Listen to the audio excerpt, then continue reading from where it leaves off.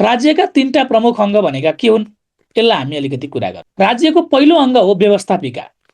यो व्यवस्थापिका भनेको कुनै पनि देशको सबैभन्दा ठुलो सार्वभौम अङ्ग हो, सार्वभौम सोभरिन अथोरिटी हो। यो किन सार्वभौम अङ्ग हो भन्दाखेरि जनताले चिनेका निर्वाचित गरेका प्रतिनिधिहरू नै भएको जुन थलो हो त्यसलाई नै हामी के भन्छौँ, व्यवस्थापिका भन्छौँ। अथवा जनताले हामीले भोट हालेर पठाएका जनप्रतिनिधिहरूको समूह नै के हो त भन्दा व्यवस्थापिका संसद हो। त्यसैले हेर्नुहोस् त, हामीले राज्य सञ्चालन तिमीहरूले गर, वास्तवमा त्यो जनता, यो लोकतन्त्रमा राज्य सञ्चालन गरेको जनताले नै हो, प्रत्यक्ष रूपमा होइन अप्रत्यक्ष रूपमा। किनभने हाम्रो तर्फबाट तिमीहरूले गएर सरकार बनाइदेऊ, तिमीहरूले गएर हाम्रो तर्फबाट कानुन बनाऊ हाम्रा लागि, तिमीहरूले नै गएर हाम्रा तर्फबाट सेवा देऊ हाम्रा लागि भनेर हामीले पठाइएको हो। अप्रत्यक्ष लोकतन्त्र भनिन्छ यसलाई, होइन? यसरी हाम्रो तर्फबाट काम गर्नका लागि हामीले चुनेर पठाएका प्रतिनिधिहरू भएको हुनाले व्यवस्थापिका भनेको वास्तवमा के हो त भन्दाखेरि जनताको सबैभन्दा प्रिय र जनताको सबैभन्दा नजिकको अङ्ग भनेको व्यवस्थापिका हो, जहाँ हाम्रो अभिमत, हामीले चुनावका माध्यमबाट, निर्वाचनका माध्यमबाट अभिमत जाहेर गरेर जिताएका जनप्रतिनिधिहरू हुन्छन्, त्यसलाई हामी के भन्छौँ, व्यवस्थापिका। र व्यवस्थापिका कतै कुनै देशमा एक सदनात्मक हुन्छ भनेको एउटा मात्रै त्यहाँनिर हाउस हुन्छ, अप्पर र लोवर हाउस भनेर। हाम्रो नेपालमा 2 सदनात्मक छ, तर 2टा सदन पनि हुन सक्छ। कुनै देशमा 1 सदन हुन्छ र कुनै कुनै ठाउँमा 2 सदनात्मक पनि हुन सक्छ, 2टा। र नेपालमा हेर्ने हो भने हामीले संघीय सरकारमा हामीसँग 2वटा सदन छ भनेको 2वटा हाउस छ, एउटा अप्पर हाउस छ, अर्को लोवर हाउस छ। अनि प्रदेशमा चाहिँ हाम्रो एउटा मात्रै हाउस छ, प्रदेशमा चाहिँ प्रदेश संसद व्यवस्थापिका मात्रै छ। यसरी संघीय सरकारमा हामीसँग 2 सदनात्मक छ, अप्पर हाउस र लोवर हाउस भएको। तर हाम्रो के छ भन्दा प्रदेश र स्थानीय तहमा हाम्रो व्यवस्थापिका के छ, सिंगल युनिटरी छ, एउटा मात्रै सदन भएको व्यवस्थापिका हाम्रोमा रहेको छ। अब प्रदेशमा जस्तै स्थानीय तहमा पनि हाम्रो व्यवस्थापिका एक सदनात्मक छ, त्यसलाई हामीले सभाको रूपमा गाउँ सभा, नगर सभाको नाम लिन्छौँ। यसलाई स्थानीय तहमा व्यवस्थापिका संसद भनिँदैन, यसलाई के भनिन्छ, सभा भनिन्छ। गाउँ सभा अथवा नगर सभाको रूपमा विकास गरिएको छ। र यसको मूल काम के हो त अब भन्दा व्यवस्थापिकाको मुख्य काम भनेको नै के हो त भन्दाखेरि तीनटै तहमा, सङ्घ, प्रदेश र स्थानीय तहमा कानुन बनाउने अधिकार र जिम्मेवारी जहिले पनि कसको हुन्छ भन्दा व्यवस्थापिका संसदको हुन्छ। हो, जनताको प्रतिनिधित्व गर्ने, जनताका आवश्यकता, जनताका पीडाहरू संसदमा बोल्ने, यो काम यिनीहरूले गर्छन्। यिनीहरूले सरकार पनि गठन गर्छन्। किन सरकार निर्माण कहाँबाट हुन्छ भन्दा संसदबाट। जुन पार्टीले संसदमा बहुमत प्राप्त गर्छ त्यो पार्टीले नै सरकार बनाउँछ। त्यसो भएको हुनाले सरकार बनाउने जिम्मेवारी पनि व्यवस्थापिकालाई नै हुन्छ हुन त। तर व्यवस्थापिकाको प्रमुख जिम्मेवारी, मुख्य जिम्मेवारी तिनै तहका सरकारमा, चाहे सङ्घमा होस्, चाहे प्रदेशमा होस्, चाहे स्थानीय तहमा होस्, 3 तहकै सरकारमा सरकार बनाउने जिम्मेवारी भनेको, के अरे यो कानुन बनाउने जिम्मेवारी भनेको के हुन्छ, कसलाई हुन्छ भन्दा व्यवस्थापिकालाई। त्यसैले हामीले व्यवस्थापिकालाई हामीले ल making organ of the state पनि भन्छौँ, कानुन बनाउने अर्गान हो। यसको मुख्य जिम्मेवारी नै कानुन बनाउनु। र अर्को जनताको प्रतिनिधित्व गर्नु, होइन? जनताको प्रतिनिधि भएर यिनीहरूले जनताका आवाजहरू बोलिराखेका हुन्छन् संसदमा, होइन?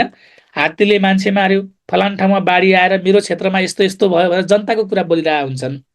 अर्को यसको काम के हो, कानुन निर्माण गर्नु, यसले कानुन निर्माण गर्ने कामहरू गरिरहेका हुन्छन्।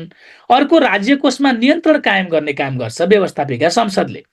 कसरी भन्दा त्यो बजेट कहाँ लगेर पास गर्नुपर्छ भन्नुहोस् त, बजेट भनेको संसदमा, भनेपछि पब्लिक फन्ड, पब्लिक पर्स जुन हो त्यो पर्स कहाँ लगेर गर्नुपर्छ हामीले पास भन्दा संसदमा। त्यसैले सरकारले जुन आर्जन गरेको राजस्व हुन्छ, सरकारले उठाएको कर हुन्छ, त्यो कार्यपालिका अथवा सरकारले उठाउँछ, तर उसले आफू खुसी खर्च गर्न पाउँदैन। त्यसका लागि संसदको स्वीकृति आवश्यक पर्छ। त्यही भएर बजेट लगेर संसदमा वाचन गरेर सुनाउँछन् अर्थमन्त्रीले। त्यसैले राज्य कोषमा नियन्त्रण पनि कसको हुन्छ, सरकारको कोष, सरकारको पैसामा कन्ट्रोल पनि कसको हुँदो रहेछ, संसदको हुँदो रहेछ। र अर्को संसदले के गर्छ, सरकारको काम कारबाहीको निगरानी गर्नु। सरकारले गलत काम गर्यो भने हेर्नुहोस् त, मन्त्रीहरूलाई प्रश्न सोध्छन् सांसदहरूले, र्याख पार्छन्। त्यसैले सरकारलाई के गर्ने, निगरानी गर्ने, सरकारको वाचडगको रूपमा काम गर्ने, ओभरसाइट एजेन्सीको रूपमा काम पनि गर्छन् र सरकारलाई नियन्त्रण पनि गर्छ। सरकार गलत बाटोमा हिँड्यो, गलत ट्र्याकमा हिँड्यो भने सरकारलाई कन्ट्रोल गर्ने, नियन्त्रण गर्नु। र अन्तिममा सरकारको गठन, यसले गठन पनि गर्न सक्छ, गठन वा विघटन गर्नु भनेको सरकार यसलाई विघटन पनि गर्न सक्छ। गठन वा विघटन गर्नु व्यवस्थापिकाको प्रमुख काम हो। भने सरकार निर्माण गर्न पनि सक्छ, होइन सरकारले राम्रो काम गरेन भने बहुमत पुग्यो भने संसदमा जसको बहुमत पुग्यो संसदले नै सरकार बनाउँछ र विघटन पनि गर्छ। यदि सरकारले राम्रो काम गर्न सकेन गरेन भनेदेखि त्यो सरकारलाई संसदले नै अपदस्थ गरेर अर्को सरकार ल्याउन सक्ने त्यो भूमिकामा पनि संसद छ कि व्यवस्थापिका रहेको हुन्छ। यस्तो खालको अङ्ग हो व्यवस्थापिका कुनै पनि देशमा। अब हामी जाउँ कार्यपालिका। कार्यपालिका भनेको सरकार, यसलाई हामी चाहिँ एक्जिक्युटिभ भन्छौँ अङ्ग्रेजीमा, होइन एक्जिक्युटिभ अर के हो यो गभर्मेन्ट हो। गभर्मेन्ट यसले एक्जिक्युटिभ पावरको प्रयोग गर्छ। यसले सरकारको राज्यको अधिकारको मेन प्रयोग गर्ने संस्था भनेको के हो त भन्दा कार्यपालिका हो। सरकार राज्यलाई जे अथोरिटी हुन्छ अधिकार हुन्छ त्यो सम्पूर्ण रूपमा सेना प्रहरी निजामती कर्मचारी कानुनको कार्यान्वयन गराउने होइन सर्भिस डेलिभरी गर्ने सम्पूर्ण जिम्मेवारी कसको हुन्छ भन्दा कार्यपालिकाको हुन्छ। त्यसकारणले लोकतान्त्रिक शासन व्यवस्था अँगालेका नेपाल जस्ता मुलुकहरूमा कार्यपालिका शक्तिशाली हुने गर्दछ, किनभने उसलाई एक्जिक्युटिभ पावर हुन्छ, बढी पावर उसैलाई हुन्छ। त्यसैले मुलुकको कार्यकारी अधिकार प्रयोग गर्ने निकायलाई हामी के भन्छौँ कार्यपालिका भन्छौँ। कार्यकारी अधिकार प्रयोग गर्ने भएकोले यसलाई हामीले के भन्ने रहेछौँ कार्यपालिका भन्छौँ। के हो त एक्जिक्युटिभ पावर कार्यकारी अधिकार भनेको भन्दा मैले अघि भने प्रहरी चलाउने सेना चलाउने सरकारले पास गरेको बजेट खर्च गर्ने राजस्व उठाउने मान्छे थुन्ने सबै अधिकारीहरूसँग हुन्छ। त्यसैले यसलाई हामी कार्यकारी निकायको रूपमा कार्यपालिका भन्ने गर्छौँ। र कार्यपालिकाको गठन र अधिकार शासन प्रणालीको चरित्र र विशेषता अनुसार फरक फरक हुन्छ। सरकार कसरी बन्ने र त्यो सरकारलाई कसरी गठन गर्ने भन्ने विषय कुनै पनि देशको शासन प्रणालीको चरित्र र विशेषता अनुसार फरक फरक हुन्छ। सङ्घीय शासन प्रणाली अवलम्बन गरेको मुलुकमा एउटा होला, होइन, जहाँ राजतन्त्रात्मक शासन व्यवस्था छ त्यहाँ कार्यपालिकाको गठन राजाले नै यो फलानु व्यक्तिको मन्त्री अध्यक्षतामा मन्त्रीमण्डल गठन गर्ने भनेर सरकारले राजाले नै सरकार बनाइदिन पनि सक्छ। त्यसकारणले कार्यपालिका अथवा सरकारको गठन कसरी हुन्छ अथवा सरकारलाई के अधिकार हुन्छ भन्ने कुरा शासन प्रणालीको चरित्र, हामीले कस्तो शासन प्रणाली अवलम्बन गरेका छौँ, लोकतान्त्रिक हो कि अटोक्रेटिक हो कि गणतन्त्रात्मक हो कि राजतन्त्रात्मक हो कि त्यो शासन प्रणालीको चरित्र र विशेषता अनुसार यो कसरी बन्छ भन्ने कुरा फरक हुन सक्छ। तर सामान्यतया लोकतन्त्र अवलम्बन गरेका मुलुकहरूमा जनताले निर्वाचित गरेका जनप्रतिनिधिहरूको थलो संसदले नै सरकारको निर्माण गर्ने काम गर्छ। र कार्यपालिकाको नेतृत्व शासन प्रणाली अनुसार राष्ट्रपति वा प्रधानमन्त्री अथवा संवैधानिक व्यवस्था अनुसार शासन व्यवस्था हेर्ने प्रमुख पदाधिकारी सम्बन्धी व्यवस्था अनुसार हुने गर्छ, होइन। अब जस्तो कार्यपालिकाको नेतृत्व यसको चिफ को हुन्छ त एक्जिक्युटिभको हेड भन्दाखेरि त्यो चाहिँ काहीँ राष्ट्रपति पनि हुनसक्छ। जस्तो अमेरिकामा के छ राष्ट्रपति नै छ सरकारको प्रमुख, होइन। तर हाम्रो नेपालमा के छ भन्दाखेरि हाम्रो नेपालमा राष्ट्रपति सेरेमोनियल हो, एक्जिक्युटिभ प्रमुख को हो त भन्दाखेरि हाम्रो प्रधानमन्त्री हो। त्यसकारणले कार्यपालिकाको नेतृत्व कुनै पनि देशमा कस्तो शासन प्रणाली अवलम्बन गरेको छ भन्ने आधारमा हुन्छ र कतै राष्ट्रपति हुनसक्छ, कतै के हुनसक्छ प्रधानमन्त्री हुनसक्छ अथवा संवैधानिक व्यवस्था अनुसार हुने गर्दछ, होइन। संवैधानिक व्यवस्था अनुसार हुने गर्दछ भने संविधानले जसलाई तोकेको छ कार्यकारी हुने त्यसलाई तोकिएको हुनसक्छ।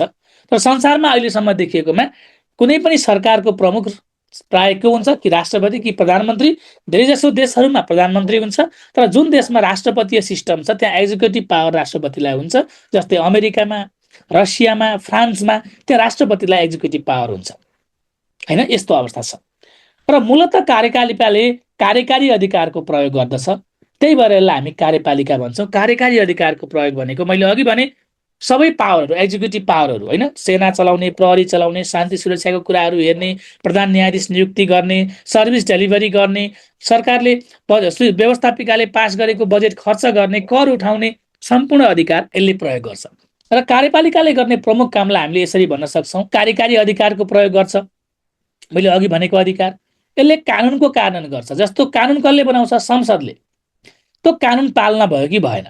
संसदले के भनेको रहेछ भन्दाखेरि हदभन्दा बढी जग्गा राख्न पाइँदैन, एउटा व्यक्तिले तराईमा 20 बिघा भन्दा बढी जग्गा राख्न पाइँदैन भने रहेछ। तर तराईमा एउटा व्यक्तिले चाहिँ 40 बिघा जग्गा आफ्नो नाममा राखेको रहेछ भने उसले त्यो जग्गा के गर्छ, त्यो राख्ने व्यक्तिलाई कारबाही गर्छ, त्यो जग्गा फिर्ता गराउँछ, त्यो कानुन कार्यान्वयन गर्ने। त्यसकारण कानुनलाई कानुन बनाउने काम संसदको हो, तर त्यसलाई एक्जिक्युसन गर्ने त्यसलाई कानुनमा एक्सनमा लाने काम कसको हो भन्दा यो चाहिँ व्यवस्थापिका संसदको हो। अर्को कानुन व्यवस्था कायम गर्नु। कानुन र व्यवस्था कायम गर्नु भनेको शान्ति सुरक्षा कायम गर्ने, कानुनको पालना गराउने, समाजमा अमन चयन सुव्यवस्था कायम गर्ने भने हो। कानुन र सुव्यवस्था भनेको अस्तव्यस्त हुने, झैझगडा हुने, हुलदुङ्गा हुने यस्तो अवस्थाबाट रोक्ने काम सरकारले गर्छ। यसले नागरिकको हक र अधिकारको संरक्षण गर्छ, होइन? जनतालाई भलाइ हुने, जनताका आवश्यकताका सेवाहरू प्रदान गर्ने, होइन? नागरिकलाई बढीभन्दा बढी जनताको अधिकार, संविधानका मौलिक हकहरूमा लेखेका विषयहरू, होइन? निशुल्क शिक्षाको कुरा, स्वास्थ्यको कुरा, होइन? आवासको कुरा, खाद्यान्नको कुरा, यी नागरिकका हकहरू उपलब्ध गराउने काम, यसलाई संरक्षण गर्ने काम पनि यसले गर्छ। सार्वजनिक सेवा वितरण गर्नु, विभिन्न किसिमका सेवाहरू, चाहे त्यो डेभलपमेन्टसँग रिलेटेड एक्टिभिटिज हुन्, बाटो बनाउने, पुल बनाउने, अथवा नागरिकता वितरण गर्ने, पासपोर्ट वितरण गर्ने, होइन? यी खालका सेवाहरू, शान्ति सुरक्षा दिने पनि सार्वजनिक सेवा हो, जो पनि सरकारले गर्छ भने। अर्को स्रोत साधन र बजेटको परिचालन गर्नु भनेको राज्यको रिसोर्स जुन छ, नेचुरल रिसोर्स, इकोनोमिक रिसोर्स, त्यसलाई हामी बजेट भन्छौँ। त्यो बजेट संसदबाट पास भएपछि त्यसलाई परिचालन गर्ने भनेको, त्यसलाई प्रयोग गर्ने, त्यसलाई खर्च गर्ने जिम्मेवारी पनि कसको हुन्छ? सरकारको हुन्छ। राष्ट्रिय सुरक्षा र अन्तर्राष्ट्रिय सम्बन्ध कायम गर्नु, सेना चलाउने, प्रहरी चलाउने, विदेशमा दूतावास खोल्ने, राजदूत पठाउने, अन्तर्राष्ट्रिय सम्बन्ध भने के हो? एम्बेसडर नियुक्ति गर्ने, त्यो देशसँगको रिलेसनलाई डेभलप गर्ने काम गर्छ। अर्को सार्वजनिक नीति कार्यान्वयन गर्नु भनेको सरकारले बनाएका विभिन्न नीति हुन्छ, होइन? डेभलपमेन्ट पोलिसी हुनसक्छ, सेक्युरिटी पोलिसी हुनसक्छ, इलेक्ट्रिसिटीको पोलिसी हुनसक्छ, होइन? यी विभिन्न खालका नीतिहरू, कानुनहरूले जुन बनाउँछ, त्यसलाई एक्जिक्युसनमा लाने, कार्यान्वयन गर्ने, काममा लाउने, त्यो कुरालाई कसले गर्छ भन्दा सरकारले गर्छ। त्यसैले यो दोस्रो अङ्ग हो सरकार भनेको, कार्यपालिका भनेको, यो अत्यन्त महत्त्वपूर्ण अङ्ग हो। तेस्रो, न्यायपालिका। न्यायपालिका के हो त भन्दाखेरि यो कानुनको व्याख्या र न्यायिक कार्यको सम्पादन गर्ने निकायलाई हामी न्यायपालिका भन्छौँ।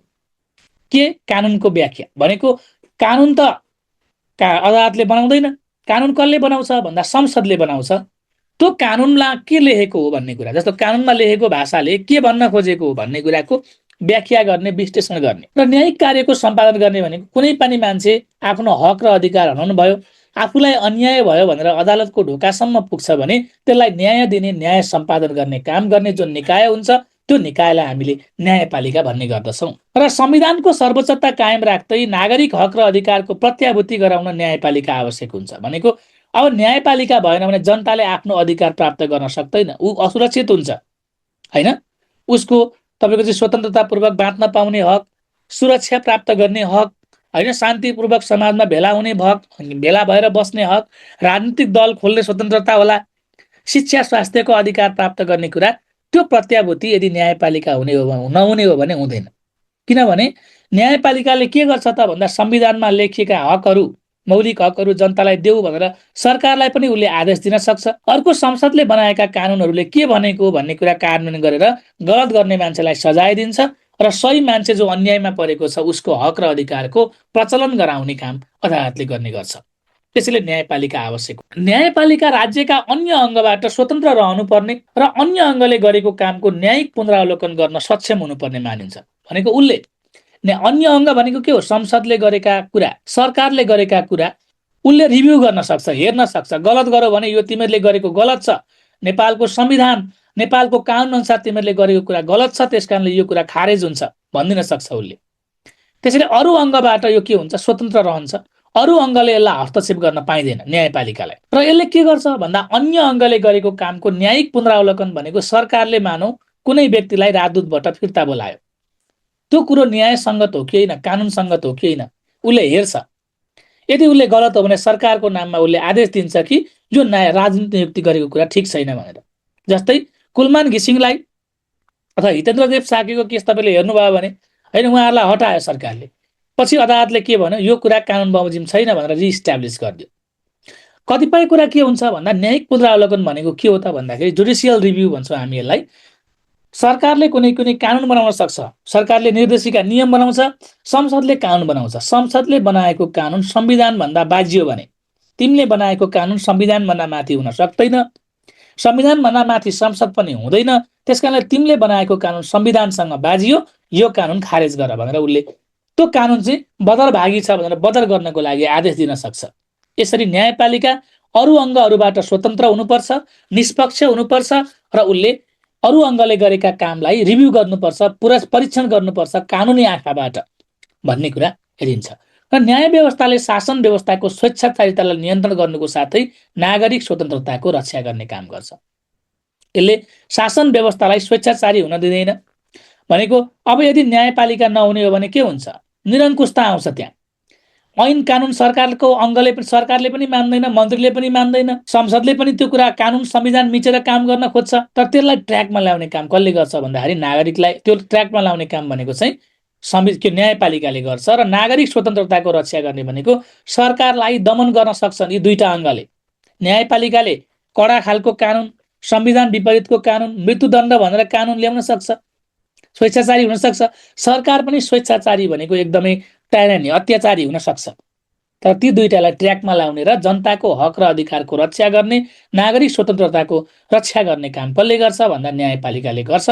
यसको मुख्य कामलाई हामीले कानुनको व्याख्या गर्ने रूपमा हेर्न सक्छौँ, हैन? संसदले बनाएको कानुनमा के लेखेको हो, त्यो त्यहाँ लेखेका शब्दहरूको अर्थ के हो भन्ने कुरा व्याख्या गर्ने, संविधान र कानुनको संरक्षण गर्ने, संविधानमा के छ, कानुनमा के छ त्यो कुरा अदालतले प्रचलन नगराउने भने संविधान र कानुनको संरक्षण हुँदैन। अर्को नागरिकको हक र अधिकार प्रचलन गराउने भनेको हक र अधिकार स्थापित गर्ने, जनतालाई संविधान र कानुनले के अधिकार दिएको छ त्यो कुरालाई स्थापित गर्ने।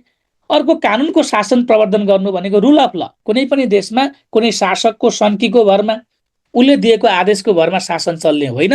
कानुनमा शब्दमा के लेखिएको छ त्यही आधारमा शासन सञ्चालन गर्नुपर्छ भन्ने मान्यता कानुनको शासन हो। त्यसलाई प्रवर्धन गर्ने काम यसले गर्छ। न्याय सम्पादन गर्छ। मलाई कुनै अन्याय परेर म अदालतको ढोकासम्म पुगेँ भने मलाई न्याय दिने काम गर्छ। र न्यायिक प्रक्रियाबाट सरकारका काम कारबाहीहरू सीमित बनाउँछ। भनेको सरकारले असीमित खालका, अवांछित खालका गैर कानुनी गतिविधि गर्यो भने सरकारलाई पनि खबरदारी गर्ने र त्यो सीमाभित्र राख्ने, ट्र्याकमा ल्याउने काम कसले गर्छ भन्दा अदालतले गर्ने गर्छ। यसरी न्यायपालिकाका प्रमुख कार्यलाई हामीले यसरी हेर्ने गर्छौँ। यसरी राज्यका 3टा अङ्ग हुन्छन् जसको यस्ता 3टा महत्त्वपूर्ण फरक फरक जिम्मेवारी हुन्छन्। यसलाई हामी के भन्छौँ भन्दा शक्ति पृथकीकरण भनेर भन्छौँ।